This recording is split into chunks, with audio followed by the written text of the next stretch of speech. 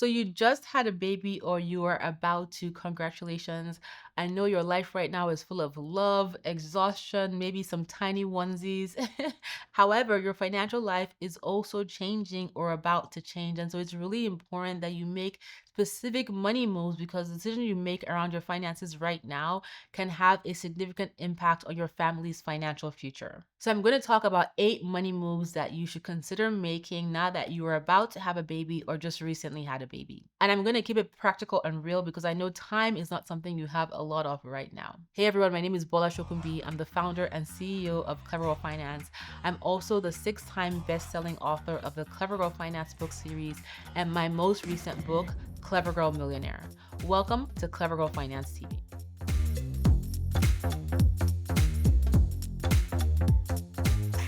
So let's get into those 8 money moves that you should be making if you're about to have a baby or have recently expanded your family with a new little one. Number 1, update your budget immediately. So your expenses have just increased or they're about to increase and sometimes even significantly. So I'm talking about childcare, diapers, healthcare, baby care. All of these costs can add up into a big deal. So it's important that you revise your budget to reflect your new reality and determine what opportunities you have to cut back on things that you no longer need or no longer use so that you fit these new expenses for your child into your budget without too much stress. Getting clear on a budget now that you have a baby can be very helpful and help you avoid stress later on. It can also help you plan accordingly when you start thinking about how you're going to fund all these different expenses as it relates to your new baby. Number 2, build a stronger emergency fund. And this is important because having children introduces a new kind of unpredictability into your life. And you want to make sure that you are as prepared as you possibly can be, especially if you have the income to support this. Things like medical surprises, surprise childcare costs, and healthcare costs, etc., can really add up fast. So if you had 3 months of emergency funds before, think about expanding it to 6.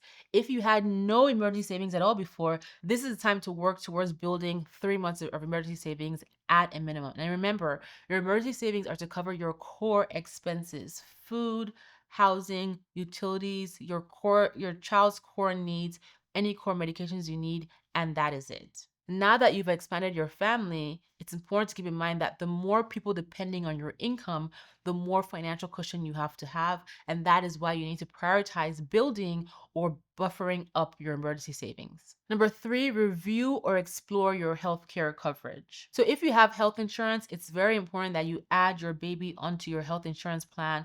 And you typically have a 30-day window from the time your baby is born to be able to do this. And you want to make sure that you review your coverage to make sure that it is adequate for your family and for your baby's needs as well. So you want to look at things like deductibles, out of pocket coverage, and also pediatric care coverage as well to make sure that that insurance adequately covers your needs. If you don't have any health insurance, it's worth checking out the health insurance marketplaces to see what you can find that can offer you coverage that you need. Number 4, get life insurance if you don't already have it. So the moment somebody relies on your income, it's a good idea to get life insurance. This is because if God forbid something happens to you, you want to ensure that your child is taken care of. So term life insurance is typically a very affordable option and something that you want to explore. Ideally, you want to get enough coverage that will replace your income for a period of time if something were to happen to you. And if you are in a 2-parent household, both parents should be covered with life insurance. So being a parent changes everything, including your financial priorities.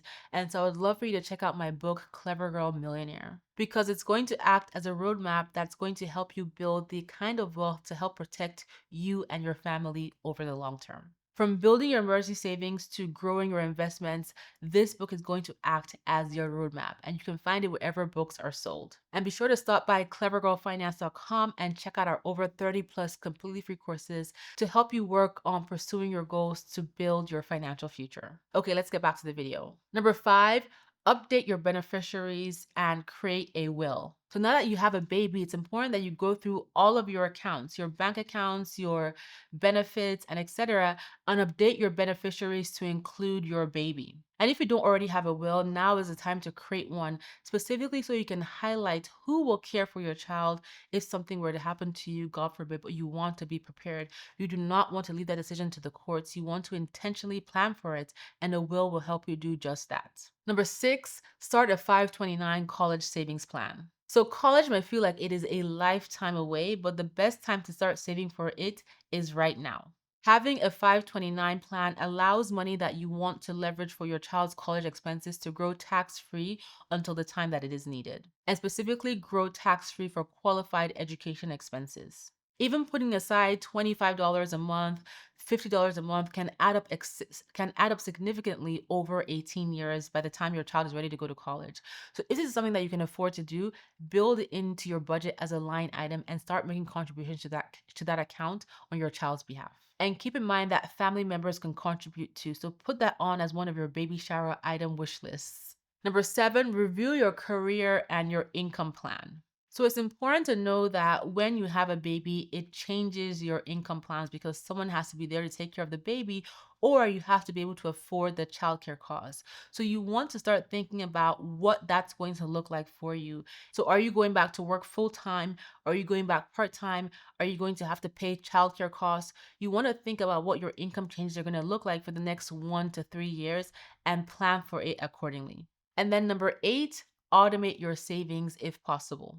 So the reality of having a baby is that when your baby arrives, you have less time and less mental bandwidth, especially at the beginning, to start worrying about anything else, including your finances. So automating your savings can make all the difference. This is automating things like transfers to your emergency savings, transfers to the 529 plan we talked about, transfers to your investing accounts. You want to make sure that you automate as much as possible, especially in those early days when your baby first comes home, so you don't have to worry about it. Right now, consistency matters far more than the amount. So if you're only able to put small amounts aside because your finances have changed significantly with the cost of your child, that is fine as well. I totally get it. When you have a baby, your costs increase. You're worried about diapers and formula and childcare and clothing and all these different things, but still try to save something where you can if possible. Having a baby is one of the greatest joys and also one of the biggest financial responsibilities. I totally understand it. I'm a mom to twins and I have certainly been there and I am still there. But these 8 money moves, if you implement them with intention, can help minimize that financial stress and also help you build a strong financial future for your children as well. So share in the comments if you're about to have a baby or you've just had a baby, which of these money moves have you implemented and which one has helped you the most? I would love to know and you will inspire other people as well. Thanks so much for tuning in and I will talk to you in the next video.